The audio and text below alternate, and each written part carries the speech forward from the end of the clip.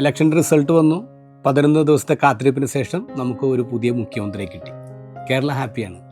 4 ദിവസം മുമ്പ് നമ്മുടെ പുതിയ മുഖ്യമന്ത്രിയുടെ ഒരു പുതിയ പുസ്തകം പ്രകാശനം ചെയ്തു. വലിയ ആരവവും ബഹളമൊന്നും ഉണ്ടായിരുന്നില്ല. പുസ്തകത്തിൻ്റെ ടൈറ്റിൽ ഇൻട്രസ്റ്റിംഗ് ആണ്. ആദം, നീ എവിടെയാകുന്നു? ഒരു ബിബ്ലിക്കൽ ടൈറ്റിലാണ്. ആദം പാപം ചെയ്ത് ഒളിച്ചിരുന്നപ്പോൾ ദൈവം അന്വേഷിച്ചു വന്നു. ദൈവം ചോദിച്ചു, ആദം നീ എവിടെയാണ്? അതിൽ നിന്നാണ് പുസ്തകം ആരംഭിക്കുന്നത്. ആദത്തെ അന്വേഷിച്ച് ദൈവത്തെ അന്വേഷിക്കുന്ന VD സതീശൻ, അതാണ് പുസ്തകത്തിൻ്റെ പ്രമേയം.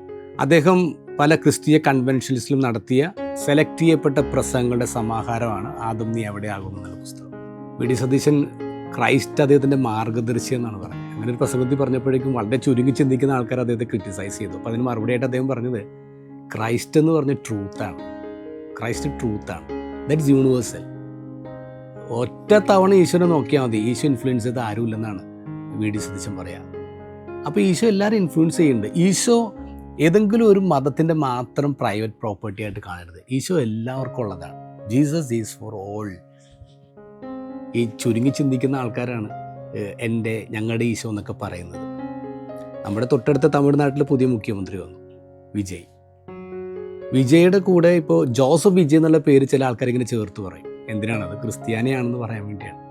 അതുകൊണ്ട് തന്നെ അദ്ദേഹം ഇലക്ഷന് ജയിച്ച് മുഖ്യമന്ത്രിയായി കഴിഞ്ഞപ്പോഴേക്കും അദ്ദേഹം അദ്ദേഹത്തിൻ്റെ പള്ളിയിൽ മുട്ടിലിഴഞ്ഞ് പോകുന്നതും, പിന്നെ അദ്ദേഹം കർത്താവിൻ്റെ ഫോട്ടോ ഗവർണർക്ക് സമ്മാനിക്കുന്നു, അങ്ങനെ കുറേ റീൽസും ഫോട്ടോസൊക്കെ നമ്മൾ കണ്ടുകൊണ്ടിരിക്കുകയാണ്. അപ്പോൾ ചില ആൾക്കാർ ഇദ്ദേഹത്തെ ക്രിസ്ത്യാനിയാണെന്നിങ്ങനെ ലോകത്തോട് പറയാൻ വേണ്ടി വെമ്പൽ കൊള്ളുകയാണ്.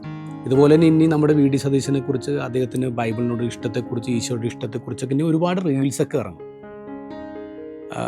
നമ്മളാരും VD സതീശനെ മാമോദിസ മുക്കേണ്ട കാര്യമൊന്നുമില്ല.